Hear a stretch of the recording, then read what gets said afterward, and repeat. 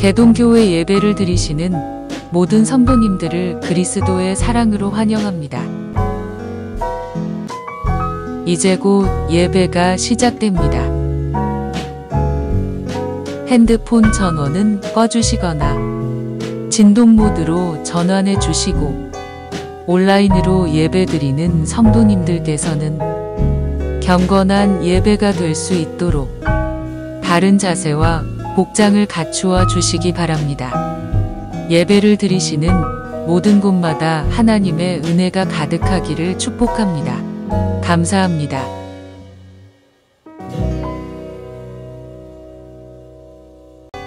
온라인으로 예배드리는 성도님들께서는 경건한 예배가 될 수 있도록 바른 자세와 복장을 갖추어 주시기 바랍니다. 예배를 드리시는 모든 곳마다 하나님의 은혜가 가득하기를 축복합니다. 감사합니다.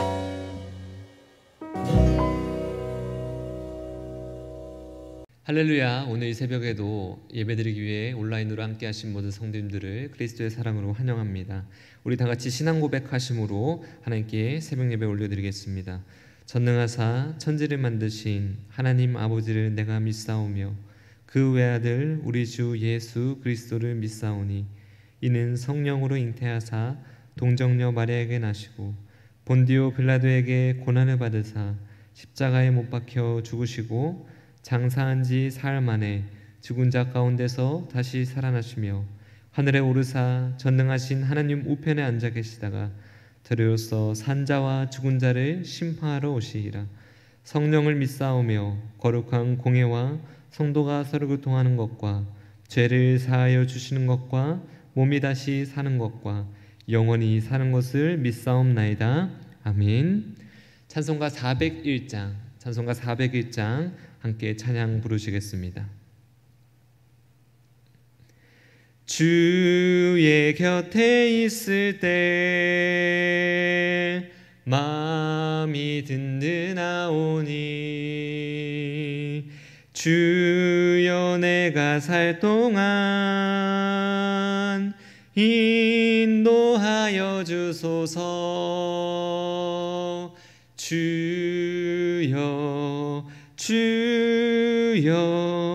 나를 인도하소서. 빠른 세상 살 동안 주여 인도하소서. 피난처인 예수여 세상 물결 엄할 때 크신 은혜 베푸사 나를 숨겨주소서. 주여 나를 인도하소서. 빠른 세상 살 동안 주여 인도하소서. 세상 풍파 지난 후 영화로운 나라와 눈물 없는 곳으로 들어가게 하소서. 주여 나를 인도하소서. 빠른 세상 살 동안 주여 인도하소서.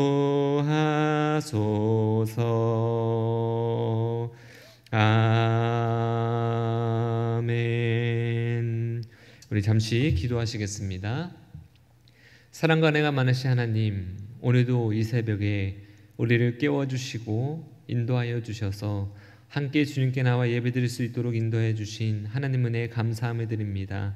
하나님, 오늘도 이 새벽을 깨워 주님 앞에 나와 주의 말씀을 묵상하며 함께 기도하며 하루를 시작하는 우리 모든 성도님들을 주님 축복하여 주시사 하나님, 오늘 하루의 삶 속에서도 우리에게 인도해 주시는 하나님의 그 뜻을 발견하고 하나님께서 우리에게 주시는 그 말씀을 따라 순종하며 나아갈 수 있는 믿음의 자녀가 될 수 있도록 주님 인도하여 주시옵소서. 오늘 이 시간 주님께 가지고 나온 기도의 제목들이 있습니다. 주님께 기도하며 아뢰며 나아갈 때에 이 모든 기도의 제목들 응답하여 주시옵소서. 하나님, 또한 바라옵기는 하루속히 코로나의 상황 가운데 하나님 회복시켜 주셔서 다시 주님께 나와 예배할 수 있는 시간이 속히 올 수 있도록 주님 인도하여 주시옵소서. 예수님의 이름으로 기도드립니다. 아멘. 오늘 함께 나누실 말씀은 출애굽기 6장 28절에서 7장 7절까지의 말씀입니다. 출애굽기 6장 28절에서 출애굽기 7장 7절까지의 말씀, 우리 함께 합독하도록 하겠습니다. 출애굽기 6장 28절에서 7장 7절까지의 말씀 함께 읽겠습니다. 여호와께서 애굽 땅에서 모세에게 말씀하시던 날에 여호와께서 모세에게 말씀하여 이르시되 나는 여호와라. 내가 내게 이르는 바를 너는 애굽 왕 바로에게 다 말하라. 모세가 여호와 앞에서 아뢰되 나는 입이 둔한 자이오니 바로가 어찌 나의 말을 들으리이까. 여호와께서 모세에게 이르시되 볼지어다. 내가 너를 바로에게 신같이 되게 하였은즉 내 형 아론은 내 대언자가 되리니 내가 내게 명령한 바를 너는 내 형 아론에게 말하고 그는 바로에게 말하여 그에게 이스라엘 자손을 그 땅에서 내보내게 할지니라. 내가 바로의 마음을 완악하게 하고 내 표징과 내 이적을 애굽 땅에서 많이 행할 것이나 바로가 너희의 말을 듣지 아니할 터인즉 내가 내 손을 애굽에 뻗쳐 여러 큰 심판을 내리고 내 군대 내 백성 이스라엘 자손을 그 땅에서 인도하여 낼지라. 내가 내 손을 애굽에 펴서 이스라엘 자손을 그 땅에서 인도하여 낼 때에야 애굽 사람들이 나를 여호와인 줄 알리라 하시매 모세와 아론이 여호와께서 자기들에게 명령하신 대로 행하였더라. 그들이 바로에게 말할 때에 모세는 80세였고 아론은 83세였더라. 아멘. 오늘 우리는 이제 드디어 애굽을 향해 하나님의 소명을 받고 출발하는, 그리고 출발한 이후에 애굽에 행해질 하나님의 놀라우신 능력과 위엄을 선포되어진 말씀을 함께 나누면서 은혜를 나누고자 합니다. 오늘 우리가 읽은 본문 말씀의 시작절인 6장 28절은 길었던 족보의 이야기가 끝나고 다시 하나님과 모세와 아론과 대화하는 장면으로 연결되어지게 됩니다. 여전히 모세는 하나님의 명령 앞에서 두려운 마음으로 어떻게든 하나님의 이 소명으로부터 피하려는 모습이 보여지게 됩니다. 29절을 보시면 전에도 이야기했듯이 하나님이 모세 앞에서 나는 여호와라 말씀하시며 바로 왕에게 가라고 명령을 하십니다. 하나님은 모세에게 그저 하나님의 말을 대신 전해줄 것을 요청하였음에도 불구하고 모세는 자신 없이 자신의 입이 둔한 자라며 하나님의 그 명령을 거부하게 되죠. 월요일에도 말씀드렸지만 여전히 모세는 이 소명이 자신의 자리에 있어서 자신의 처지와 자신의 무능력만을 바라보고 이 일이 불가능한 것처럼 여기고 있는 것입니다. 그러나 하나님께서 이 모세에게 이야기하시는 장면에서 우리가 주목해서 보아야 할 것은 지금 이 사명은 모세 개인의 능력을 가지고 행하는 사명이 아니라는 것입니다. 더 정확히 말하면 이 사명은 모세 자신의 사명이 아니라는 거죠. 하나님께서 모세에게 모세야 너는 가서 애굽 왕 좀 설득시켜봐라 했다면 이 사명은 모세의 사명일 수 있겠지만 모세의 언변으로 바로를 설득해야 하기에 당연히 이 일이 불가능한 것처럼 보여지겠지만 하나님은 지금 모세에게 요구하신 것이 무엇이냐? 내가 모세 너에게 말을 하는 그대로 바로에게 가서 전하라는 거였다라는 거죠. 여기서 우리는 지금 하나님이 모세에게 주시는 사명이 단순히 모세 개인의 사명이 아님을 깨달아야 됩니다. 모세에게 주신 사명은 어떤 사명입니까? 하나님이 하나님의 그 구원의 계획하신 말에 이스라엘 백성들을 향한 사명을 모세를 통하여서 이루신다라는 거죠. 주체가 다른 겁니다. 모세가 자신의 입만을 이렇게 핑계 삼아 얘기했다면 모세는 이 사명의 주체를 자신으로 여기고 있었던 것입니다. 그러나 이 사명의 주체가 하나님이시기에 하나님은 모세에게도 내가 너에게 말한 바를 그 바로왕에게 전하라고 이야기한다는 것이죠. 우리는 여기에서 하나님의 그 사명에 대한 포인트를 잡아야 할 것입니다. 하나님의 사명 앞에서 우리는 우리의 능력을 바라보고 우리의 처지를 바라보며 할 수 없다고 여길 때가 있습니다. 그러나 여러분, 이런 우리의 모습 속에 숨겨져 있는 교만을 우리는 조심해야 됩니다. 어떤 교만입니까? 하나님의 일은 나의 능력이 뛰어나서 이루어지는 것이 아니라 하나님이 우리에게 주시는 능력을 통해 또 하나님이 우리를 이끌어 주심을 통해 이루어지는 것인데, 마치 이것이 내가 능력이 뛰어나야 이루어지는 것처럼 여기고 있는 교만의 마음을 조심해야 된다는 거죠. 따라서 지금 모세가 하나님 앞에서 계속해서 자신의 언변이 연약하여서 바로를 설득할 수 없다고 하는 것은, 지금 이 모세가 바로에게 다가가 그를 설득시킬 때에 하나님의 능력의 관점이 아니라 자신의 능력으로 바로를 설득해야 한다는 오류를 가지고 있었다는 겁니다. 근데 이 오류를 넘어서 모세는 하나님의 능력을 믿고 나아가야 된다는 거죠.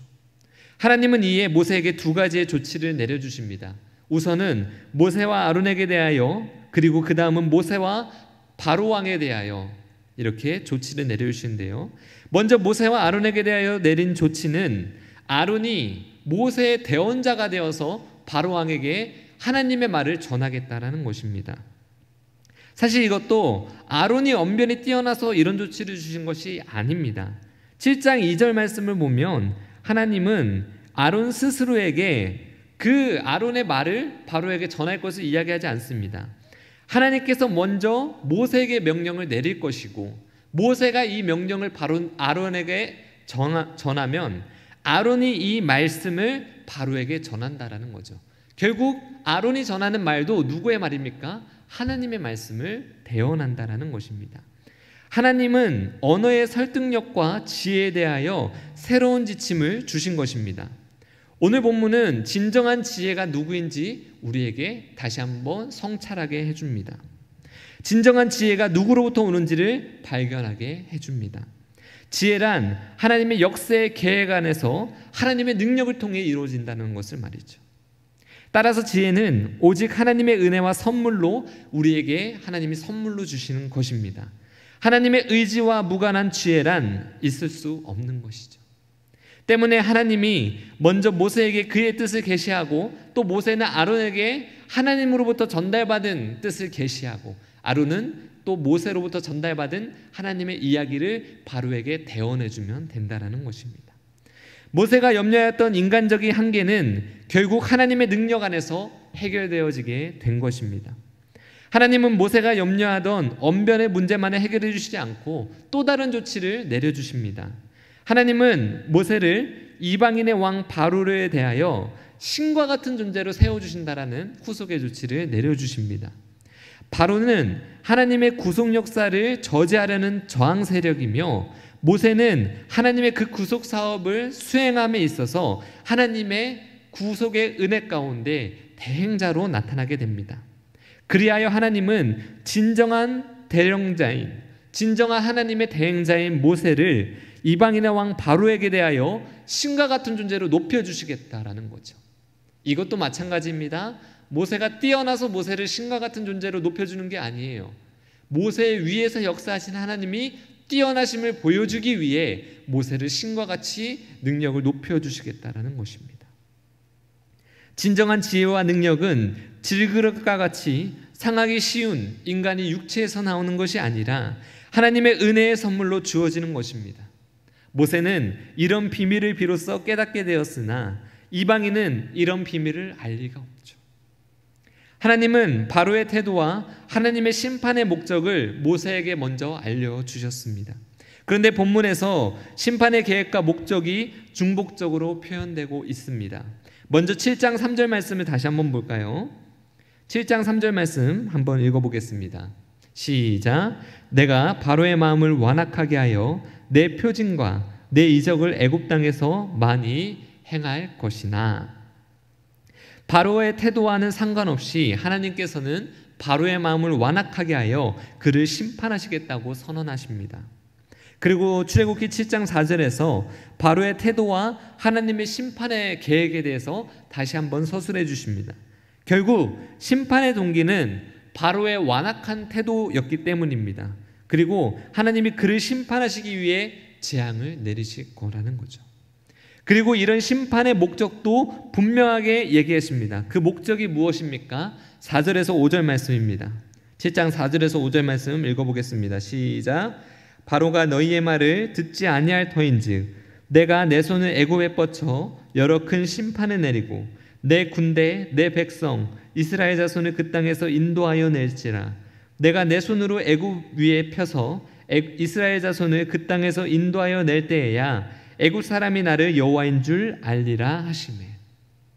하나님은 첫째 해방의 목표를 둡니다. 근데 해방에 하나님은 나의 백성 내 군대라고 말씀을 하시며 이 해방을 통하여 애굽 사람들과 바로에게 이스라엘 백성이 하나님의 백성인 줄을 알게 하시겠다라는 거죠. 그리고 그 하나님이 여호와이신 줄을 알게 하시겠다라는 겁니다.